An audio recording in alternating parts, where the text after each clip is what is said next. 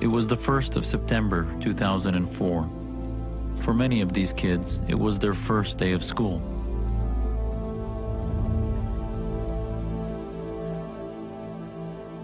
What started out as a day of great joy and excitement ended as one of the worst hostage tragedies in human history. Inside this gymnasium, more than 1,200 hostages were crowded together with explosives suspended above their heads. 3 days later, over 300 hostages were killed, including 156 children. The terrorists were Muslims, and they carried out the attacks in the name of Islam. I'm also a Muslim, and I've dedicated my life to fighting the threat of radical Islam. How you doing? Fine. Images demonstrate mild inferior fixed defect in the inferior wall. My name is Zudi Jasser. I'm a doctor currently in private practice in Phoenix, Arizona. I was a lieutenant commander in the U.S. Navy, and I served as a staff physician to members of the U.S. Congress and the Supreme Court. Thank you so much for coming. As a devout Muslim, I saw it as my responsibility to expose the radicals. I resented that they were exploiting the religion I love. If you listen to bin Laden, he is not a nutcase, as many Muslims will want you to believe. He is a fascistic theocrat, period. After 9/11, I started looking into what was driving radical Islam. I came across an alarming document that reveals the true agenda of much of the Muslim leadership here in America.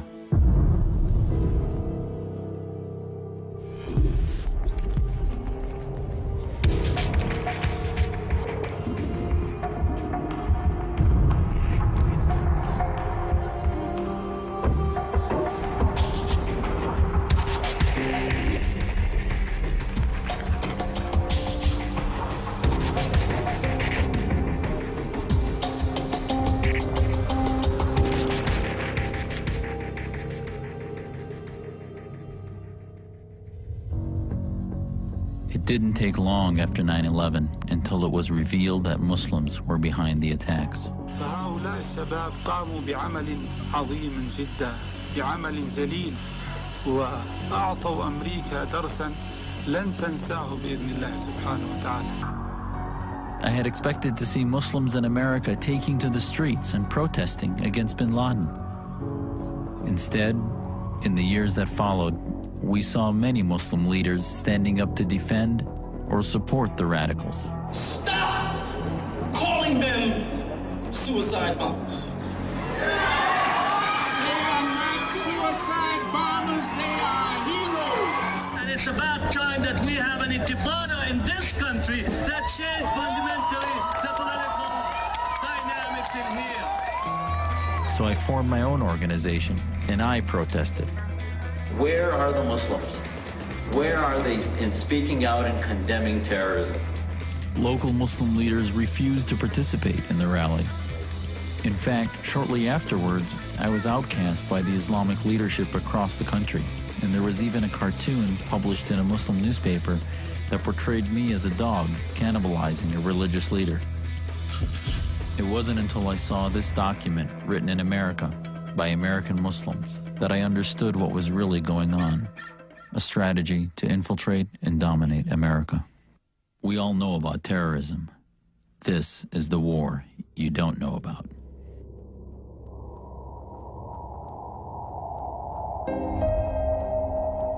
I think there is a general tendency to underestimate the threat which is offered to us in the present global conflict. I think the public in America is denied the strategic truth. Media and elite are not helping. The vast majority of Americans no longer are falling for the trick of the bad terrorists who are out there to get us.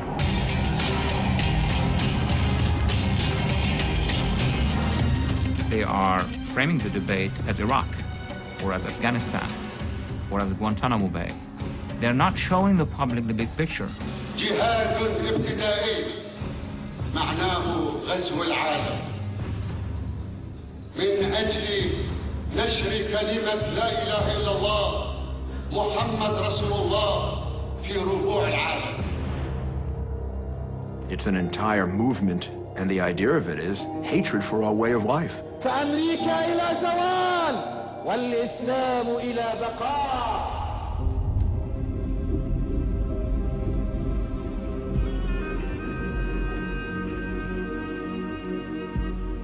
The clash between Islam and Christendom has now been going on for more than 14 centuries, since the advent of Islam. The first key point that Americans need to know is that this is a war, a jihadist war, which started before 9/11, before the end of the Cold War, before the beginning of the Arab-Israeli conflicts. It's a very long war with deep roots. This is a war about religion, not because we wish it to be so, but because the radical Islamists have named it so. فهذا يدل بوضوح على طبيعة هذه الحرب وعلى أن هذه الحرب هي حرب دينية في الأساس. This is a global cosmic struggle between two religiously defined civilizations, which will end only when they triumph universally. There were two major jihads in history. The first one was during the beginnings of the early Islamic Empire. In the 7th century AD CE, Arab Muslim armies erupted from Arabia and conquered a lot of lands. When the Arabs came out of Arabia and moved into the Fertile Crescent, eastwards to Iraq and Iran and Central Asia and India, westwards to Syria, Palestine, Egypt, North Africa, and from there into Europe, where they ruled Spain and Portugal and a good part of Italy for quite a while. That was obviously not done by peaceful persuasion. That was the first major jihad. The second jihad, when the Turks invaded the Balkans all the way to the walls of Vienna. They conquered the great Christian city of Constantinople in 1453, and they were able to expand into southeastern Europe, conquering the whole of the southeast.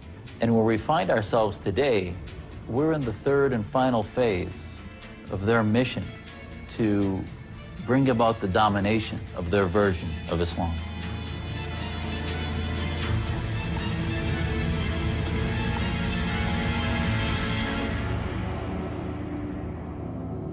If one wants to find out what is motivating radical Islam, surely it's more sensible to look at what they actually say they're doing and what their intentions actually are. The main goal of our jihad and resistance is to implement the law of Allah and to fight against the infidels all over the world and implement one religion across the world. Jihad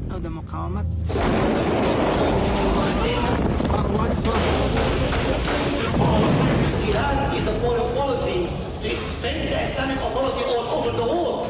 نعم، ما نعتقده أن جميع الأرض لا بد أن تكون تحت حكم الإسلام. لا يخرج عن ذلك ذرة واحدة منه. نحتل العالم من أجل أن تنتصر كلمة لا إله إلا الله محمد رسول الله على قبة موسكو وواشنطن وباريس. In the world's most populous Muslim nation, a call for Islamic law.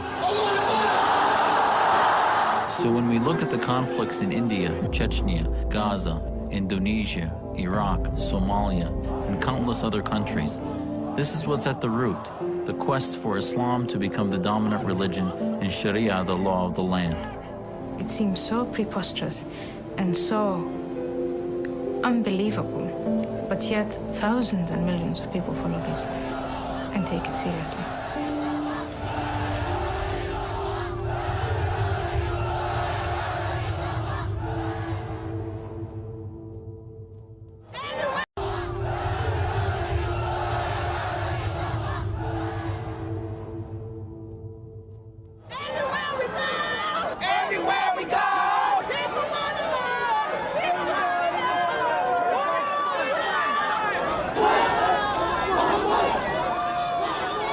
I think the New York City Muslim Day Parade is a perfect microcosm of Muslim representation in America.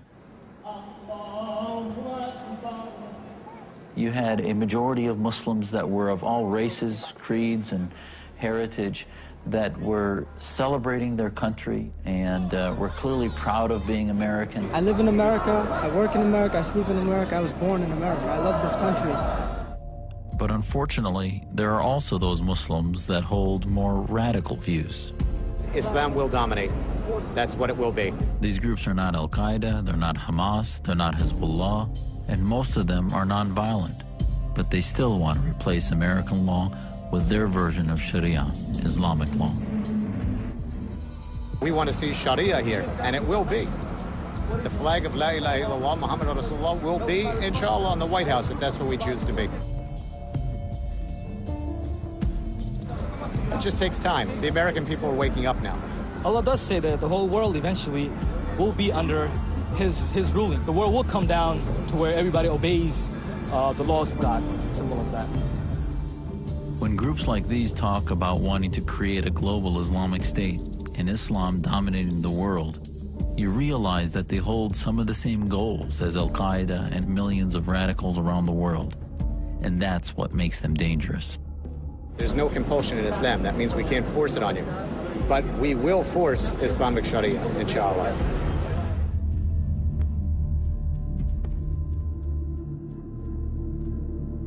Isn't it time for the unbelievers to discard these incoherent, illogical beliefs, theories, and conjecture? Isn't it time for every Christian, Jew, pagan, and atheist to cast off the cloak of spiritual darkness which enshrouds them and emerge into the light of Islam? Have you ever stopped to think about what would happen if the Islamists won and their version of Sharia law was put into place? All you need to do is look at countries like Saudi Arabia, Iran, Sudan, and Somalia, and places like the Gaza Strip, and you'll see that those places are human rights disasters.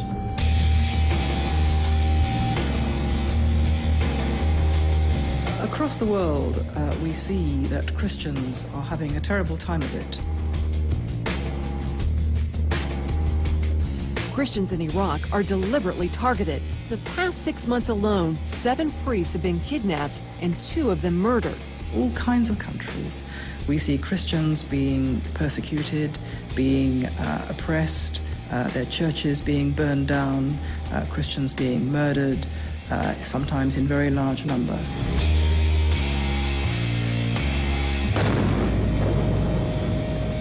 They were in the church for prayer when the car bomb went off. The Christian communities in most Muslim countries now clearly feel themselves to be under strain. It's noticeable, for example, that a town like Bethlehem, which was once predominantly Christian, now has very few Christians remaining. Bethlehem is once a Christian city, but today Christians are only about 10 to 15% of the population here. My father's been shot at 3 separate times for one simple reason: carrying that cross and walking every day. Where there are Christian minorities and where there are Jewish minorities in any one of the countries where there is an Islamic majority, they are persecuted, they are overtaxed, they have to hide their religion. Some Islamic mulko mein, misal ke taur pe Saudi Arabia, etc. mein, propagation of any other religion is prohibited. Even construction of any place of worship is also prohibited. In the homeland of Islam, Saudi Arabia, the Vatican of Islam, you're not allowed to build a church and you're not allowed to carry a Bible. It's both an offense. और अल्लाह ताला फरमाते हैं सूरह इमरान सूरह 3 आयत number 85 में कि इस्लाम के अलावा कोई भी बगैर मज़हब अल्लाह सुब्हानहू व तआला कबूल नहीं करेंगे। तो दीन के मामले में हम जानते हैं इस्लाम ही सिर्फ सही दीन है, इसीलिए हम दूसरे दीन का प्रोपगेशन अलाउ नहीं करते। Look at the Taliban when they got into Afghanistan. They put out a fatwa to destroy the Buddha statues. That were there for hundreds of years and they were very valuable.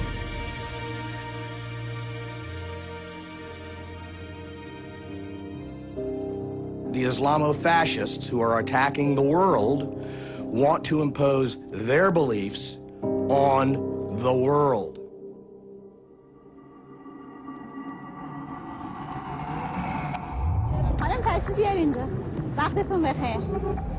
Not many people are aware of the fact that in Iran you'll find the so-called modesty police patrolling the streets. گلم وانتود هم تنگه هم خیلی چکش بازه کنه بله دیگه فقط موهاتون الان بیرون نشارتون رو زحمت بکشین درست کنین توی کشور اسلامی زندگی میکنیم درسته موهاتون هم الان کاملا پیداست آرایشتون هم تنده شلوارتون هم که کوتاهه شما با ما تشریف میارید داخل اتوبوس If women are caught wearing the wrong clothing, they could be fined or even arrested.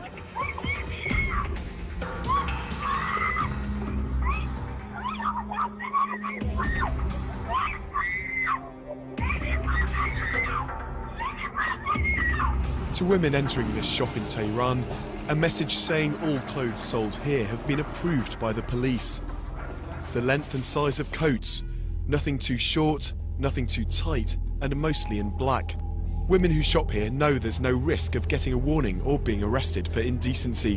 من هؤلاء الذين يقررون لي ماذا يجب أن أكون عليه؟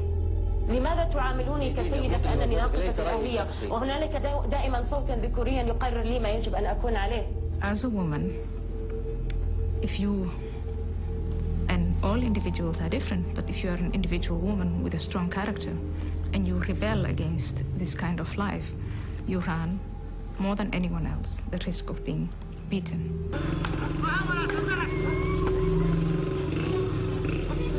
Abused, your spirit being killed by your own family, by your own loved ones.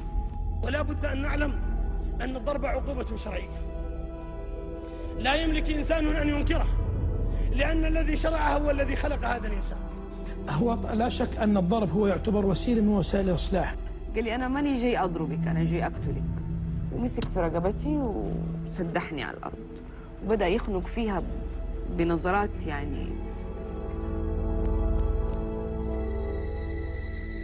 But the issue of men controlling women's lives goes much deeper. It can even result in murder. Just another teenager with everything to live for, except that Heshu Yonez was trapped between two cultures. When she began a relationship with a Christian Lebanese boy, her strict Kurdish Muslim father slit her throat. Chowdhury Rashid is charged with first-degree murder in the death over the weekend of his 25-year-old daughter, Sandila Kanwal. Based on what police say, this could be what's known as an honor killing, the murder of a woman, often by a family member, to punish her for shaming the family. According to the United Nations, some 5,000 women and girls are victims of so-called honor killings every year. Whether it's because they've been seen talking to a man, refusing an arranged marriage, or even suffering rape, they're murdered for one reason only. They're perceived to have brought shame on their family. And it's often the family that carries out the sentence. This is Aksa Parvez. Her father told authorities that he strangled her, allegedly, because she wouldn't wear a headscarf. We are bound by the rules. If a woman runs away, she must be killed. Good name is more important than the penalty. We don't care about the penalty. A good name is the most important thing in our world. Islam does not countenance honor killing, but has nevertheless become part of Islam as practiced in much of the Islamic world. It's not just women and children that are repressed in these countries. You would never want the government to find out you're gay. In a society where radical Islam rules, gays are seen to be people with a contagious disease, a very bad disease. هذا فساد كبير. هذا فساد كبير.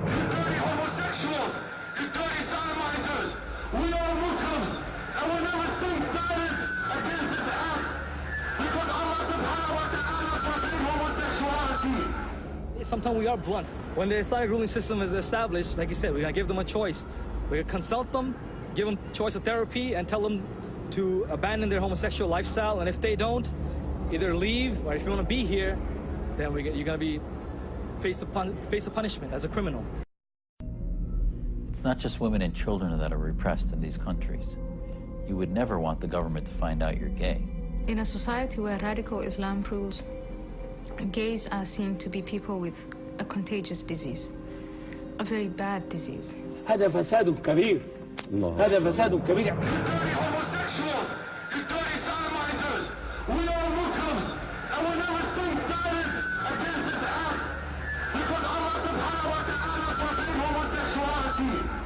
Sometimes we are blunt. When the Islamic ruling system is established, like you said, we're going to give them a choice. We're going to consult them, give them choice of therapy, and tell them to abandon their homosexual lifestyle. And if they don't, either leave, or if you want to be here, then you're going to be face the punishment as a criminal. Punishment? Of throwing off a cliff when you have a homosexual sodomy. معنى زواج المثلين زواج الذكر مع الذكر والأنثى مع الأنثى، وهذه مصيبة كبرى ومحرمة في الإسلام جملة وتفصيلا، بل يقتل الذي يقوم بزواج المثل، يقتلان اثنين يقتلون بأسرع وقت بل يحرقون. من وجدتموه يعمل عمل قوم لوط فاقتلوا الفاعل والمفعول. The faces of Iraq's persecuted gays are too many to show. They've been shot, burned alive. In some cases, their heads were severed. Here, a gay man being beaten to death. If you look at countries like Iran, they flog them and they hang them. And that's only because you're gay.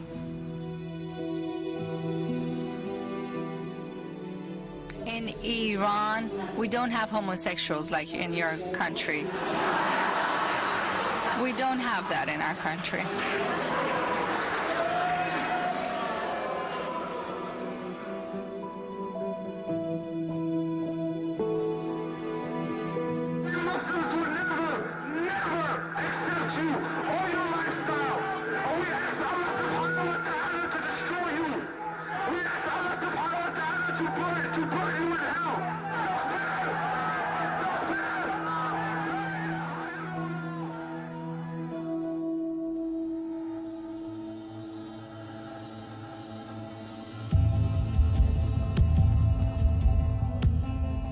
Islam is the fastest growing religion in the world. There are over 1.3 billion adherents, and it's also thought to be the fastest growing religion in America. One of the most common questions I get when I speak to audiences around the country is, what % of Muslims in America are radical?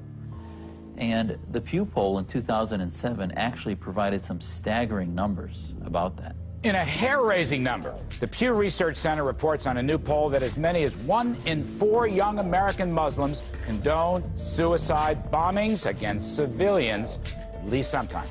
Nearly 25% of Muslims, 25 under 30, found suicide bombings to defend their religion as acceptable. So you're talking about just about 200,000 folks who believe in suicide bombing. What do you make of this, Steve? Well, I think the numbers are absolutely frightening. Unfortunately, the mainstream, in quotes, American Muslim leadership has been in denial. What's happening? Where's the disconnect? What's the influence there?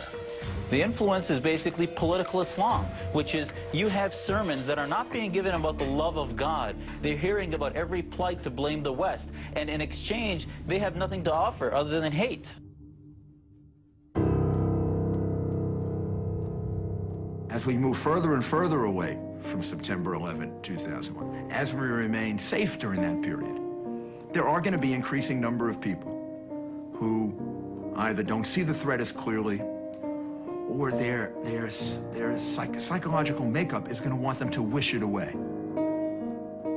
It is definitely here. I don't want to overstate the problem, but there is a danger of understating the problem of homegrown Islamist terrorism. And the fact is, we have now had a series of cases that have thankfully been broken. But yes, 7 people have been arrested in the Miami area. Officials say the plotters were in the early stages of planning an attack on the Sears Tower in Chicago.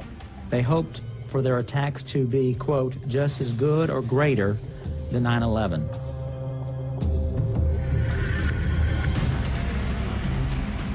Police arrested 6 men and charged them with planning to attack the Fort Dix Army base. This is a new kind of terrorism. It is not only coming from outside the United States in, but it is also growing inside our own country.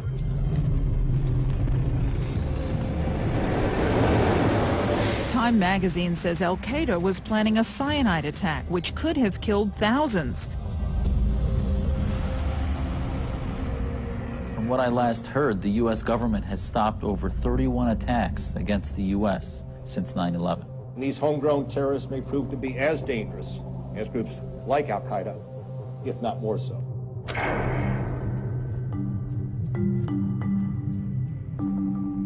You've seen the Torrance, California case where they were in the operational stages of completing planning to attack U.S. military recruiting stations and then conduct a massacre at a synagogue in West Los Angeles. They were 60 days from their target date, and really all they had left to do was to start killing. Make no mistake about it. We dodged a bullet here. Perhaps many bullets. Within a few months of that, you saw the plot to attack the PATH trains that run under the streets of New York City. A terrorist plot in the early stages has been broken up. It was allegedly a plot to blow up one of the commuter railway tunnels running from New Jersey to New York under the Hudson River. The thinking within that conspiracy that they would actually be able to collapse the tunnels, flood part of lower Manhattan. Within the same time period, of course, you have in Great Britain the 7/7 bombing, the 7/21 bombing, and the British planes plot, which was to blow up a dozen airliners over Atlantic routes with American passengers headed for the United States. The intelligence suggested that this was to be achieved by means of concealed explosive devices smuggled onto the aircraft in hand baggage. This was intended to be mass murder on an unimaginable scale. If all of these attacks were prevented, and you walk away saying that somehow the threat has passed, we're no longer in danger, I'd like to look at the analytical tool you're using. The threat is certainly there.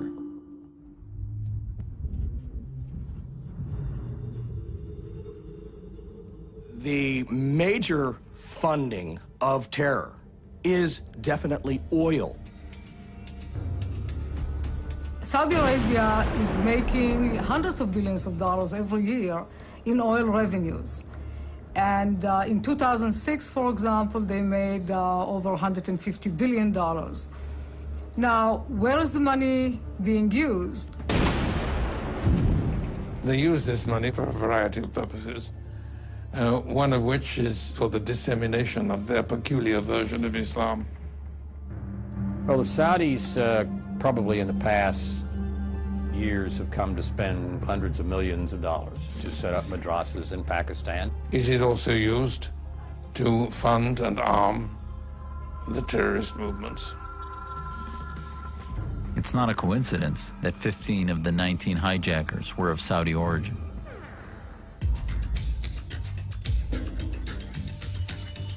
The United States uses about a quarter of the world's oil, with under 5% of its people. Americans use 400 million gallons of gasoline every day. Rising prices take a lot of money out of the American pocketbook. So when you and I pull into the gasoline pump, we probably ought to turn the mirror a little bit and look ourselves in the eye for just a second before we get out and get the credit card out to charge.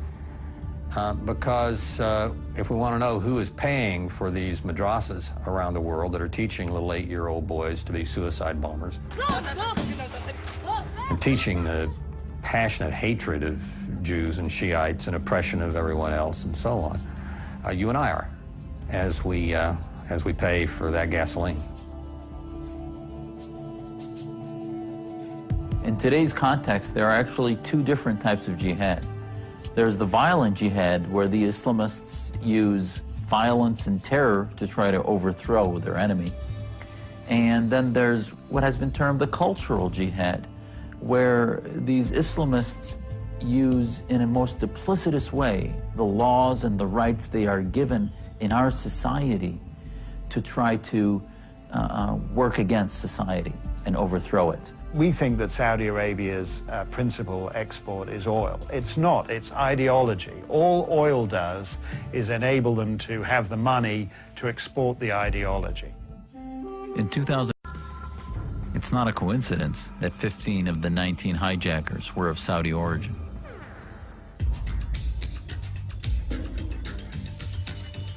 The United States uses about a quarter of the world's oil, with under 5% of its people. Americans use 400 million gallons of gasoline every day.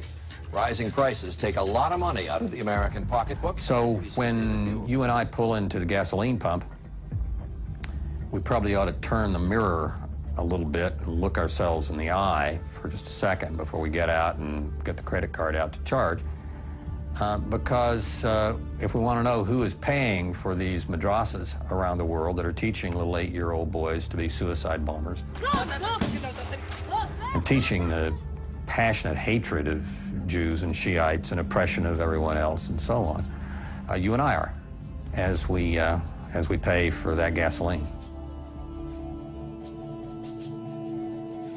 In today's context, there are actually two different types of jihad. There's the violent jihad, where the Islamists use violence and terror to try to overthrow their enemy. And then there's what has been termed the cultural jihad, where these Islamists use in a most duplicitous way the laws and the rights they are given in our society to try to work against society and overthrow it. We think that Saudi Arabia's principal export is oil. It's not, it's ideology. All oil does is enable them to have the money to export the ideology. In 2005, a study by the Center for Religious Freedom revealed that Wahhabism, which is the radical Saudi brand of Islam, is dominant in many American mosques, and that a substantial percentage of U.S. mosques have Wahhabi-trained and funded religious leaders. The study found that much of the official Saudi-supplied literature they found in American mosques contained texts and teachings that could be considered hate speech against non-Muslims. One such example reads, "Never greet the Christian or Jew first." And then it goes on to say, "Hate them for their religion and oppose them in every way according to Islamic law." The report argues that this kind of ideology has the potential to radicalize impressionable followers. It suggests that Adam Gadon, the so-called American jihadi, was exposed to this kind of material at an Islamic center in California. Today, he is an Al-Qaeda operative. Now it's your turn to die. Allah willing, the streets of America shall run red with blood. Mosques that are breeding grounds for political Islam, that receive funds from Wahhabists, are a danger to American security because the youth in those mosques and the Muslims being taught ideology in that mosque are not being taught about Americanism and the American Western way of life. They are actually being taught to hate secular society and to try to establish an Islamic state. And that is a threat to our security. There have even been reports of hate speech found in Saudi-funded Muslim schools. An Islamic school in Northern Virginia is causing some controversy. It comes after a report claiming the textbooks that school uses may be promoting religious intolerance. An example is from a 12th grade Quranic interpretation that says it's permissible to kill an adulterer or a convert who left the faith. Recently, a report said that some of the school's textbooks teach violent actions against Christians, Shia Muslims, and Jews. In the Wahhabi textbooks I've seen, in the West, in particular in America, there are passages calling for holy war. And that is not Afghanistan or Iran. That is Virginia. That is London. That is Toronto. That's what's very disturbing. The oil-producing countries exercise enormous influence, not only on education, but even on policy. As soon as the oil started to bring in revenues to the Middle East, mainly to Saudi Arabia and the Gulf states, they started to contribute to the United States politicians. The Saudis contribute money to people who influence the politics of the United States. One of the principal means of spreading influence is to endow departments of Middle East studies at very respected universities. The Saudis have given tens of millions of dollars to American universities.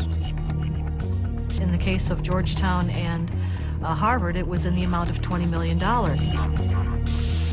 And the students who go to these universities are then being taught the Saudi point of view on Islam. Many of the Saudi-funded courses profess the noble aim of bridging the gap between Islam and Christianity. But this is absurd when one considers that there isn't even one church in all of Saudi Arabia, and that it's an offense for a non-Muslim to even set foot in Mecca, Islam's holiest city.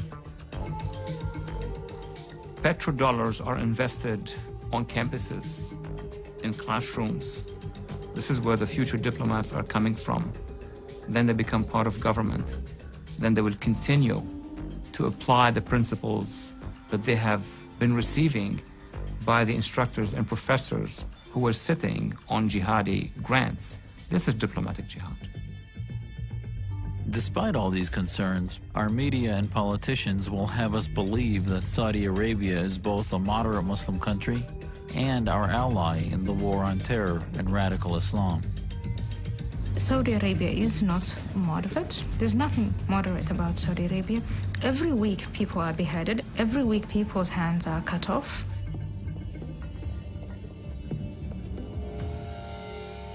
هل أنت أيضا تنفذ قطع اليد ولا تكتفي بس بقطع الرؤوس؟ هل هناك تخصصات؟ نعم ننفذ قطع اليد بالنسبة للحرامي وننفذ قطع الرجل خلف وخلاف كما ذكر في القرآن. So if you consider that to be moderate, then, well, good luck.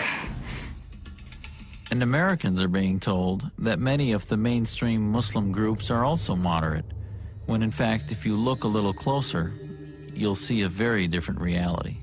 One of their primary tactics is deception.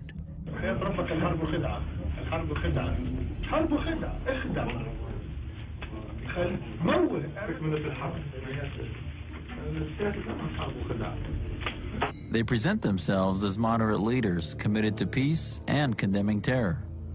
As Muslims, we want to state clearly that those who commit acts of terror in the name of Islam are betraying the teachings of the Quran and the Prophet Muhammad. But when asked about specific terrorist groups, CARE officials are either evasive or outright supportive. Does CARE have a position on Palestinian Islamic Jihad? We haven't published one.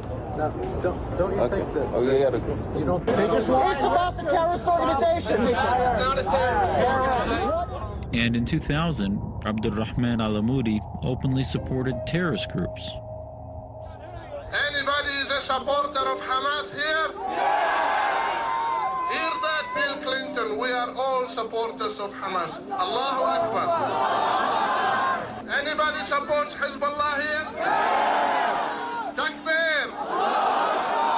But al-Amoudi went further than just cheering for these groups. In 2004, he was actually arrested on terror charges. Perhaps what made the al-Amoudi case so troubling was that he was considered by many in the media and government to be a moderate Muslim leader. And al-Amoudi isn't the only leader who's had a problem with the law. Many so-called moderate Muslim leaders have been convicted on terror-related charges. To be fair, on their website, CARE has condemned Al-Qaeda by name. But why won't they condemn Hamas or Hezbollah? And you sit here now and in just one sentence tell me CARE condemns Hamas and CARE condemns Hezbollah. I'm telling you in a very clear fashion, CARE condemns terrorist acts, whoever commits them, wherever they commit them, whenever they commit them. That's not the same thing as saying you condemn Hamas and you condemn Hezbollah. Well, I recognize that you don't like my answer to the question. The FBI uncovered a secret document that seems to answer this and many other questions. This is believed to be the manifesto of the Muslim Brotherhood in North America. Hamas grew out of the Muslim Brotherhood. Palestinian Islamic Jihad grew out of the Muslim Brotherhood. From the Egyptian Islamic Jihad movement grew the current movement of Al-Qaeda, for instance. This 15-page manifesto outlines the goals and strategies of the Muslim Brotherhood's activities in North America. On page 7, the document states that their work in America is a kind of a grand jihad in eliminating and destroying the Western civilization from within. And then it speaks about setting up groups and mosques and... Question. The FBI uncovered a secret document that seems to answer this and many other questions. This is believed to be the manifesto of the Muslim Brotherhood in North America. Hamas grew out of the Muslim Brotherhood. Palestinian Islamic Jihad grew out of the Muslim Brotherhood. From the Egyptian Islamic Jihad movement grew the current movement of Al-Qaeda, for instance. This 15-page manifesto outlines the goals and strategies of the Muslim Brotherhood's activities in North America.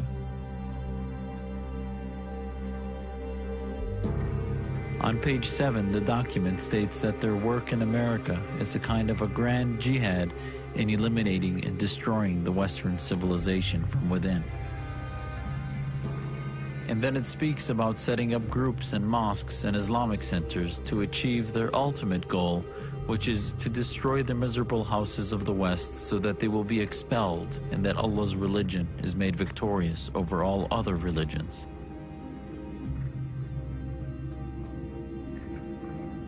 And at the end of the document, it lists the organizations that can help in carrying out these goals. Not only are many of these groups still in existence today, but they are the very groups who are thought to be the modern Muslim leadership of America. These are the groups like the MSA, ISNA, and notably the IAP. And where does CARE fit into all of this? In 1994, CARE was established by 3 of the leaders from the IAP.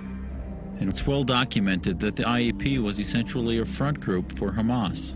So perhaps that would explain why CARE won't condemn terror groups like Hamas, and also why they avoided participating in my Muslims Against Terror rally in 2004. In keeping with the goals of the document, many so-called moderate Muslim leaders have been caught on tape calling on America to become a Muslim country. We have a chance in America to be a moral leadership of America. The problem is when it will happen, and alhamdulillah, I have no doubt in my mind. It depends on me and you. Either we do it now, or we do it after 100 years. But this country will become a Muslim country. Before Allah opens our eyes for the last time, you will see Islam will be the second largest religion in America, and where we are now. Being the first religion in America. Islam is coming to America not through violence. It's coming to America the same way Christianity came to Rome. You've got Imam Abdul Musa, who is known as an influential speaker in the Muslim community around the world. Allah says that Islam will rise to its proper position in the world, whether these mushriks, whether these zalimeen, all of them, whether they get together, still Islam will reign supreme, whether they like it or not. He's quite open about his goals. In fact, on our website, we talk about the Islamic State of North America by 2050. Musa is also an outspoken supporter of Hamas. Hamas and Hezbollah are good people. They're good people. They don't deserve any condemnation. They deserve congratulations. They're good people. And also an admirer of Iranian President Ahmadinejad. Ahmadinejad? It's a good man. I got some pictures of him. That's President Ahmadinejad. President Ahmadinejad here. President Ahmadinejad. Ahmadinejad is a very good man. You guys and loved by most of the people around the world. Are you starting to see a pattern here? America needs to understand that the jihadist machine is already within the society. The leaders of radical Islam, or many of them, realized that they cannot win the United States at the military level. So they plot another thing or another plot to infiltrate America from within.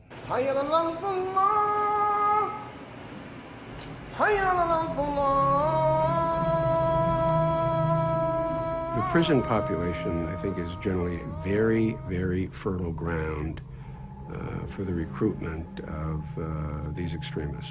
The more political Islam, the more extreme forms of Islam, I've been watching that phenomena for 30 years.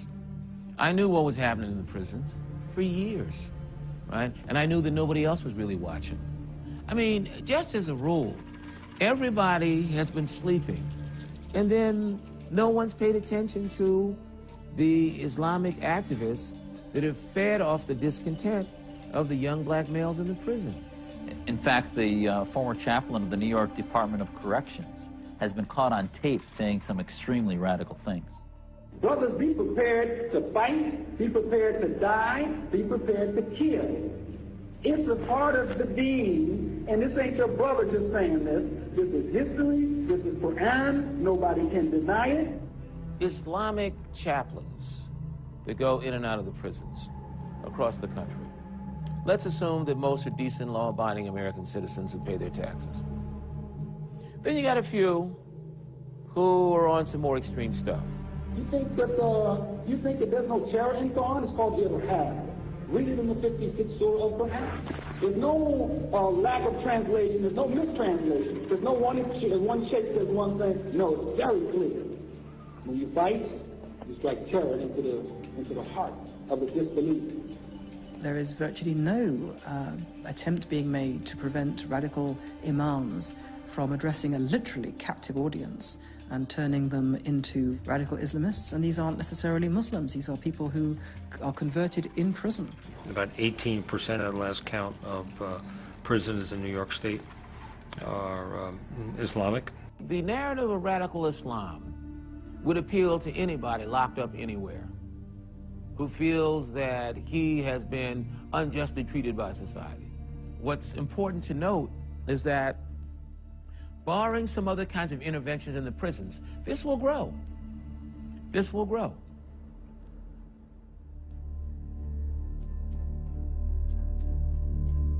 We're seeing thousands of inmates convert to Islam while they're in prison every year. And many of them, when they leave, go to religious communities like Islamburg. Not many people know this. For example, in upstate New York, there's a small community that, on the face of it, appears to be a faithful group of devotional Muslims, but when you look into it, you'll find a lot of very concerning activities going on there.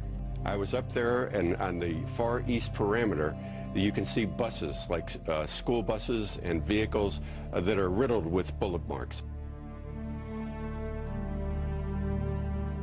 Islamburg is one of 30 compounds in America of an organization called Jamaat al-Fuqra. This organization actually has over 3,000 members and is made up mostly of individuals that converted to Islam while they were in American prisons. What is Islamburg? Is there two faces? Is it a goodwill face to show the community and then a second backdoor face? And that's really what my concerns are. You hear gunfire when you go past there. You know, at night you do hear people screaming and yelling, and there has been people that have left the compound that have told us information about some of the stuff that they've done. What's most concerning to me is that these compounds are actually run by an individual by the name of Sheikh Jilani, and Jamaat al-Fuqra is actually an organization out of Pakistan which has been connected to a number of terrorist activities. Jilani is tied to dozens of crimes across this country, firebombings and assassinations. In keeping with the deceptive nature of these groups, Sheikh Jilani produced a video which is intended to paint himself and his groups in a positive light. The American Muslims are better off in America than anywhere else, and they will never do anything wrong against their country. That is my directive to you and to them. But authorities have uncovered another video by Jilani. And this one was never intended to be seen by the public. See the film and see how, struggle against oppression has to be carried on. This video shows terror training, ambush tactics, and how to make bombs. Don't make any copy of this film so that it may not fall in the hands of the enemies of Islam, and it can, quite serious. And one has to wonder, is this what Jilani's followers are learning here in the compounds in America? We are not given any authorization of anything that you have filmed today. We're not given any authorization for that to be published. We're not given any authorization for that to be publicized whatsoever. Well, legally, we are not. That is the law. You have to ask permission. So I'm not on your property. I'm on the public road here.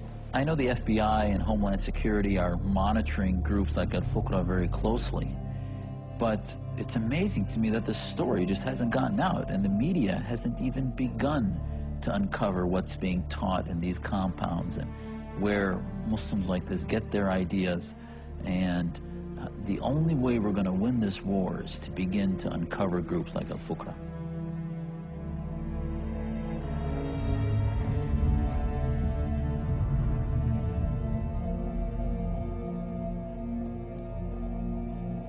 We've already seen in Europe a number of severe terror attacks. The explosion blew the top deck apart, the roof was sheared off. And many other attacks have been thwarted by their authorities. You're looking at an attempted suicide bomb attack, not in Iraq, but Glasgow Airport. What we're seeing in Europe are both the cultural and violent jihad strategies at play, which is why many believe Europe is on the verge of a breakdown.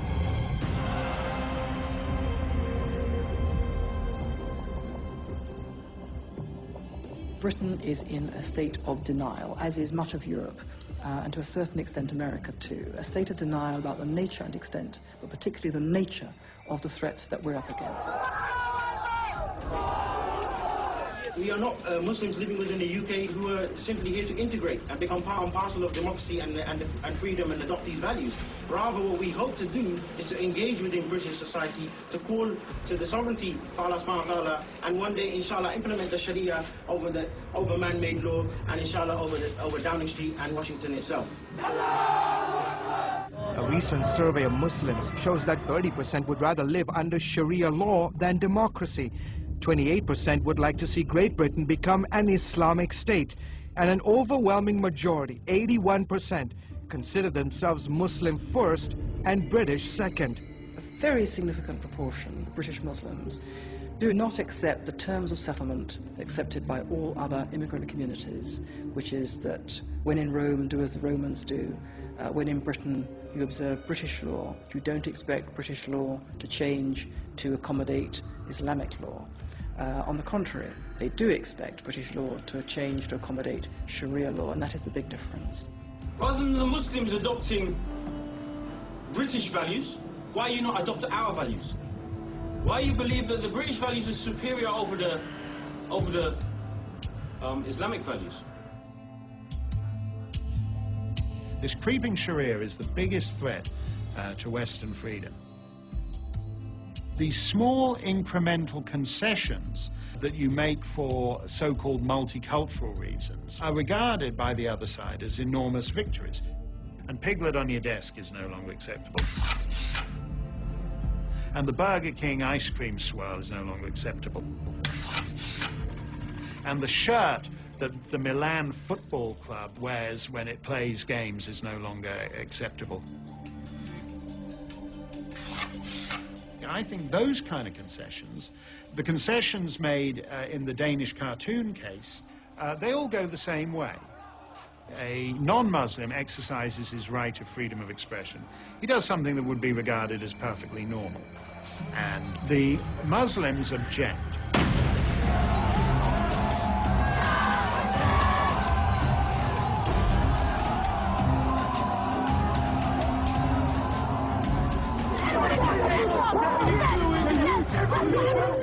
Those objections are often accompanied by death threats, vandalism, and oftentimes event actual deaths too. How does the state react? The state generally reacts the same way, by regretting that the original non-Muslims ever did anything in the first place, and calling for us to all be more considerate about where we draw the line.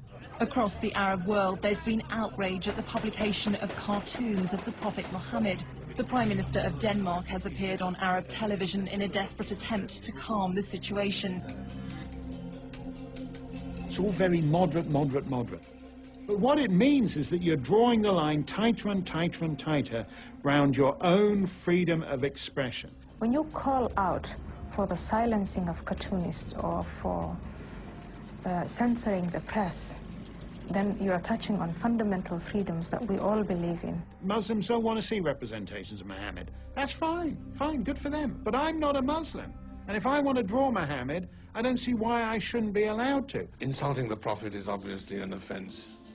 But in the past, Islamic law was only concerned with such offenses in Muslim countries. Whatever happens in the lands of infidels outside the jurisdiction of a Muslim state is not the concern of Muslim law. The only explanation I can think of is that they now consider you are a part of the House of Islam. All these incremental things are actually the real battleground and where we'll lose this thing.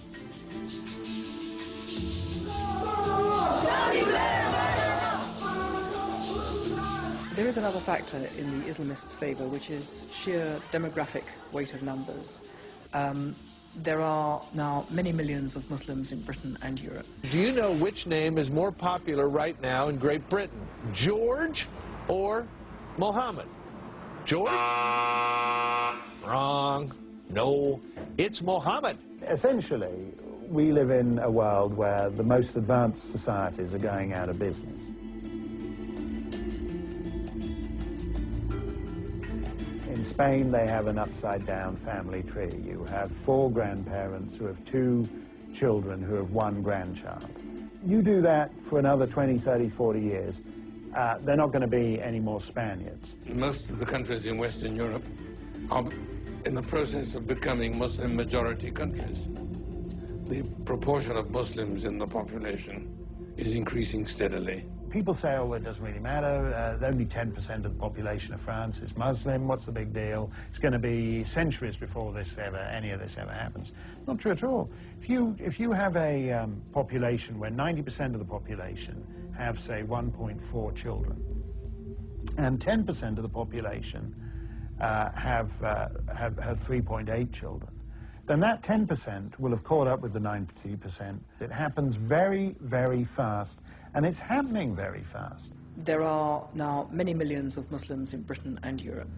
And the point about these communities is that unlike other immigrant communities, they don't wish to integrate and they don't integrate. They kind of reinforce themselves as insular communities. We believe Islam is supreme.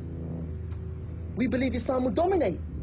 ألبانيا دخلت في الاتحاد الأوروبي وهي دولة مسلمة. بوسنا دخلت في الاتحاد الأوروبي وهي دولة مسلمة 50% منها مسلمين. الله بيسخر أمة مسلمة وهي الأمة التركية بتدخل في الاتحاد الأوروبي. 50 مليون مسلم في أوروبا بعد عشرات السنين سيحول أوروبا إلى قارة مسلمة.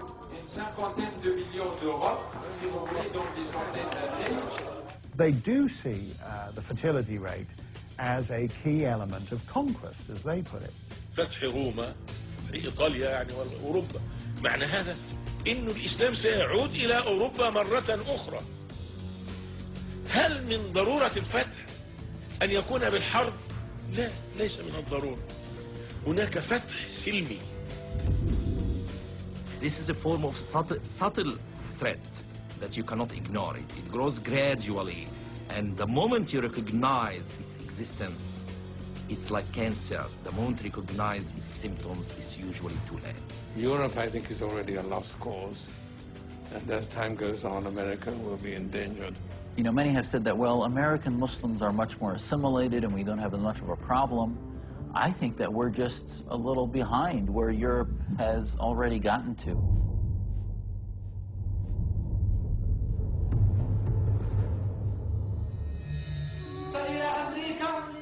صنعوا توابيتكم واحفروا قبوركم فالموت قادم لكم بإذن الله.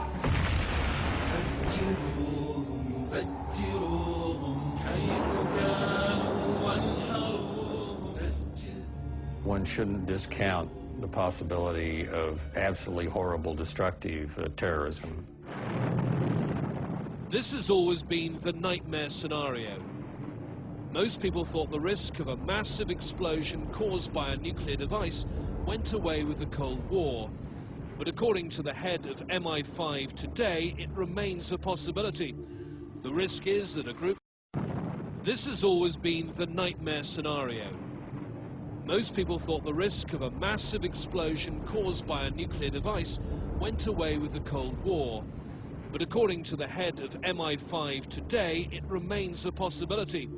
The risk is that a group like Al-Qaeda could get hold of chemical, biological, radiological or nuclear devices, or as they're known in the intelligence community, CBRN. Our nightmare scenario is a nuclear detonation.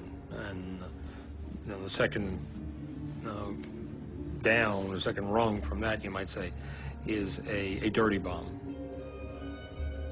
Dirty bomb is essentially a core of radioactive material wrapped around with conventional explosives, or perhaps even laced with a chemical or a biological weapons agent. A bomb like that going off in the heart of downtown New York City, downtown Washington, D.C., certainly would be a devastating occurrence. With a dirty bomb, once the bomb goes off, you're just starting out, because when you deal with the casualties and the damage, then you have to ask, what is the unseen damage? What's the level of radiation? Is this something that people are going to die from? Over what kind of area? How far do you have to evacuate? What are your wind directions? When will you be able to repopulate that area? And even if you adjudge that it's safe to come back to, who will be confident or comfortable being the first ones to come back there? Getting access in this global marketplace to weapons of mass destruction becomes easier every day, and understand that this is a group of individuals, if they had access to them, wouldn't hesitate for a nanosecond not to use them. Just days ago, these men were arrested with 30 kilos of radioactive material. Thai authorities believe they were preparing a dirty bomb with cesium. Perhaps the only thing more devastating than a dirty bomb is a nuclear device. And today, a nuclear device can fit into a suitcase. A terrorist needs no more than 60 kilograms of highly enriched uranium to make a simple nuclear suitcase bomb. Put simply, 2 balls of uranium are sealed at each end of a tube. They're smashed together. The explosion is as powerful as the bomb that destroyed Hiroshima. We know, after the fall of the Soviet Union, that there are just a lot of nuclear material, or indeed nuclear weapons, that are not fully accounted for. It's been documented that Al-Qaeda on more than one occasion has sought to buy nuclear material. In the second interview that Osama bin Laden did with ABC News on Christmas Eve of 1998, the question was asked, do you have these weapons and would you use them? And his answer was, we consider it, that would be Al-Qaeda, a religious duty to acquire these weapons and to use them as we see fit. If I seek to acquire such weapons, this is a religious duty. How we use them is up to us. The radical Islamists would not at all hesitate to try to use, if they had it, a nuclear weapon or biological weapons to, say, decapitate the American government. For Americans to believe that it is impossible for a mushroom cloud to appear in Manhattan or in LA or in San Antonio or Minneapolis, St. Paul, they're sorely mistaken.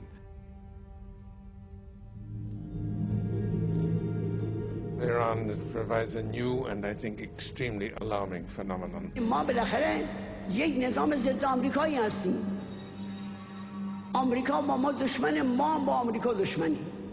What makes this particularly important and dangerous is the possession of nuclear weapons. Now, we don't know whether Iran has or hasn't nuclear weapons, but they're certainly making every effort to acquire them. And my guess is that they either have some already or will have them within a very short time. فضل الهی مسیر بهره‌مندی کامل از همه ظرفیت هسته‌ای رو به پایان است و ما نزدیکی‌های قله هستیم. مقاومت‌های دشمنان در حال تضعیف شدن و ضعیف‌تر شدن است. We need to understand what's been happening in Iran over the past 30 years. Ever since 1979, when Ayatollah Khomeini came to power in Iran and established his theocracy, he didn't just establish a tyranny in Iran, he declared war against the West. He declared his intention to Islamize the West, to subjugate the West to Islam. Very few people at the time took that seriously. The followers of Ayatollah Khomeini shocked the world by taking over an American embassy and holding our State Department employees hostage for 444 days. And what that was a statement against the West, a statement against America, and making it clear to their population and to all the Islamists of the world that theocratic Islamism stood against American liberty and Western freedom. We know that the Iranian government is working very hard to develop a nuclear weapons program, as well as other kinds of weapons of mass destruction programs. Iran's nuclear program is thought to be spread over at least 50 sites. They could, at least in theory, enrich uranium to 90%, weapons grade, requiring some 2,000 centrifuges spinning to supersonic speeds. قدرت آمریکا رو به اضمحلال است. قدرت پوشالی و سلطه شیطانی آمریکا بر جهان رو به نابودی. I would regard this as a real danger at the present time, the acquisition of nuclear weapons and their control by Ahmadinejad.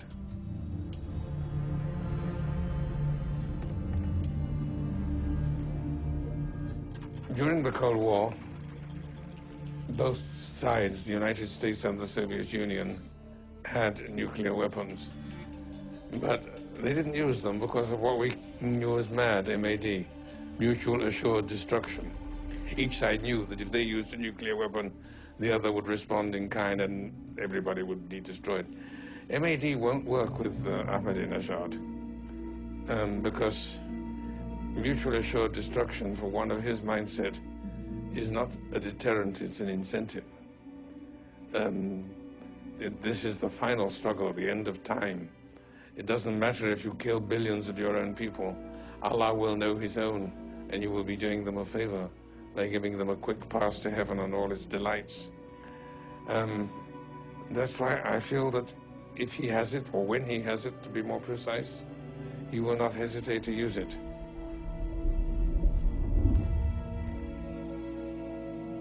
The peak, the pinnacle, the crest, the highest point, the pivot, the summit of Islam is jihad.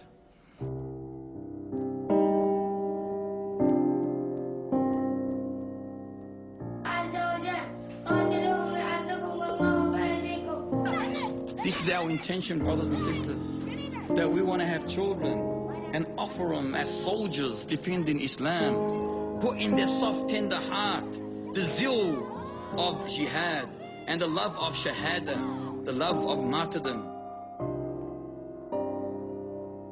نن الحمدلله مسلمانان د صغت اسباب پیدا کړل چې فدایي عملیات ستځوانانو ځانونه تیار کړل. We have to realize that we're facing a massive clash of values. This 6-year-old sent by the Taliban to suicide bomb a police station. Yes, we want to give children a military education. We want to train them against cruel invaders and infidels. So if we need them, they will join this struggle. We want to use children to behead infidels and spies, so they will become brave. 1 week, a home video showed up on the internet with children acting out a beheading scene. Later, a video clip from Pakistan showed a 12-year-old doing it for real, beheading a traitor to the Taliban.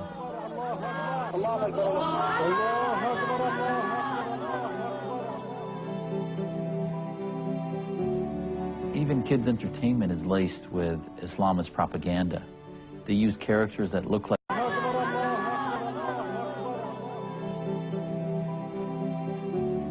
Even kids' entertainment is laced with Islamist propaganda. They use characters that look like Mickey Mouse to teach eventual Islamic domination over the world. والذي نضع وإياكم حجر الأساس لقيادة العالم بقيادة إسلامية. You also get a puppet show where a small boy tells President George Bush that the White House would become a mosque. انت نجس يا بوش وما بينفع تدخل البيت الأبيض لأنه أصبح جامع ومسجد كبير لأمة الإسلام والمسلمين جميعا. And more we're seeing mothers whose highest aspiration is to send their children on jihad missions to die as martyrs. Ferahat has sent 3 of her sons on suicide missions. That's why her supporters call her Nadal, the mother of the struggle. نضال تلك السيدة التي قدمت أبنائها طوعا لمقاومة المحتل. أعددت هؤلاء الأبناء جميعا للجهاد في سبيل الله. سواء بعمليات سواء بأي شيء ممكن إنهم يجاهدوا. حضرتك عندك 10 من الأبناء؟ الحمد لله. يعني إنه حد تاني كمان يغتال أو طبعا في موقع يذهب ولا قلبك يعني امتلأ بالأحزان ما تقدريش تستحملي حاجة زي كده؟ لا الحمد لله احنا مهيئين نفسنا. بقول لك أنا كل شيء أنا يعني مضحية بالجميع. إذا كان يعني الواجب يعني بستدعي إني أقدمهم كلهم والله لن أبخل حتى لو كانوا 100 ولد. When you have Muslims who are willing to kill their own children for political advantages, wrap bomb on them and send them out. If you can kill your own children, what prevents you of killing my children? Or prevents you killing millions of children of other people? The Muslim rebels in Chechnya that attacked, captured a school full of children.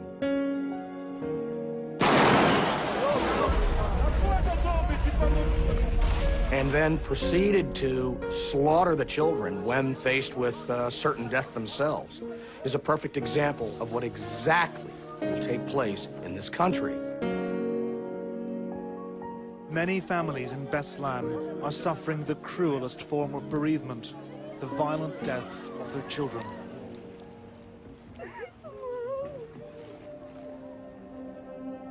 The real war is not a war against a bunch of terrorists. It's a war between the values of freedom and democracy and the values of barbarism. This is the real war that's happening now.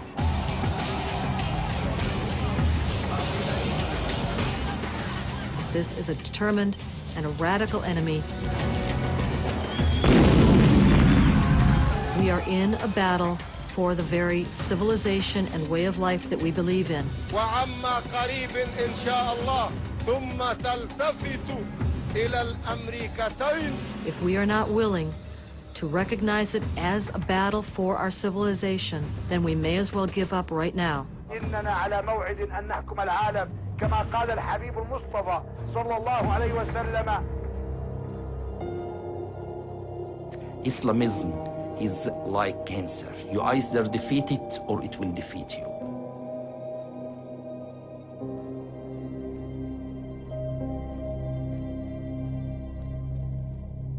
The battleground is the battleground of ideas and ideology. The West hasn't even entered this battleground. It hasn't even understood there is this battleground where it must enter. If I was to sum up my message to America at the present time, I would sum it up in 2 words: wake up.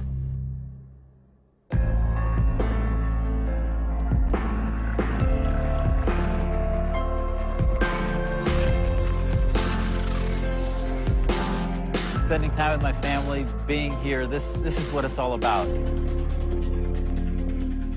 And this is what's at stake. Our freedoms, our liberties. But there are things we need to do. We've got to get involved and be part of the solution. We have to educate ourselves and others. We need to find an alternative to oil and stop supporting the petrodollar spread of radical Islam. We must insist the media tells the full story.